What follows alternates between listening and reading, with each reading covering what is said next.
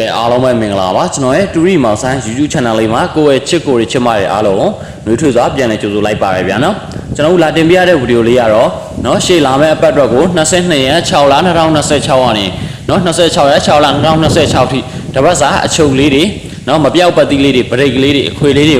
ကိုကိုရီမတွေအားလုံးကိုရစေခြင်းပေါက်စေခြင်းလို့လာတင်ပေးရတဲ့ဗီဒီယိုလေးဖြစ်ပါတယ်ဗျာနော်ခုဗီဒီယိုလေးကိုမြင်တွေ့နေတဲ့အကိုမတူတယောက်ချင်းတိုင်းရလဲဗီဒီယိုလေးကိုမရင့်မကြော်ပဲနဲ့အစားဆုံးလေးပြီးဆုံးအောင်ကြည့်ရှုပေးတော့ပါဗျာနော်ကြည့်ရှုနေရဆိုတော့အကိုမတူတယောက်ချင်းတိုင်းရလဲလိုက်လက်မလေးတယောက်ချက်နှိပ်ပြီးတော့နော်ချယ်လို့ရတဲ့နေရာမျိုးတွေမှာ share ပေးပါမျှဝေလို့ရတဲ့နေရာမျိုးတွေမှာမျှဝေပေးတော့ပါလို့ကျွန်တော်ဘက်ကနေမေတ္တာရက်ခံအပ်ပါတယ်ဗျာနော်ကဲဒါဆိုလို့ရှိရင်ကျွန်တော်ဗီဒီယိုလေးကိုကြည့်ရှုနေတဲ့အကိုမတွေကလည်းစိတ်ချမ်းသာခြင်းကိုကြီးကျမ်းမာခြင်း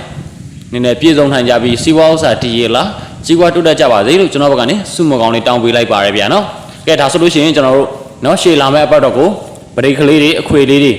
နော်မပြောက်ပတ်သီးလေးတွေကိုသွားမယ်ဗျာနော်ကဲ22ရက်6လ2026ကနေ26ရက်6လ2026ထိနော်တပတ်စာမွေးကနန်းလေးတွေမပြောက်ပတ်သီးလေးတွေကတော့နော်မပြောက်ပတ်သီးအနေနဲ့ကတော့3.309ပဲဖြစ်ပါတယ်ဗျာနော်3.239ပါမပြောက်ပတ်သီးကဗရိတ်အနေနဲ့ကတော့3 ဗရိတ်2ဗရိတ်ပဲဖြစ်ပါတယ်ဗျာနော်ကြားတဲ့ကိုရီမတွေအားလုံးကကောမန့်လေးမှတ်မိပါဗျာနော်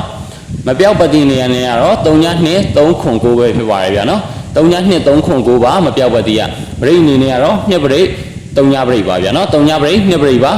အခွေလေးကတော့တပတ်စာမွေးခွေလေးကတော့3.359အခွေလေးပဲဖြစ်ပါတယ်ဗျာနော်တပတ်စာမွေးခွေလေးကတော့3.359အခွေလေးပဲဖြစ်ပါတယ်တပတ်စာမွေးဗရိတ်လေးကတော့3 ဗရိတ်2ဗရိတ်ဖြစ်ပါတယ်ဗျာနော်ကဲကြားတဲ့ကိုရီမတွေအားလုံးလည်းကောမန့်လေးမှတ်မိပါဗျာနော်ကဲကျွန်တော်ဗီဒီယိုလေးကိုကြည့်ရှုနေတဲ့အကိုမတွေအားလုံးလည်းရှေ့လာမယ့်အပတ်မှာအခုပတ်တွေလိုပဲ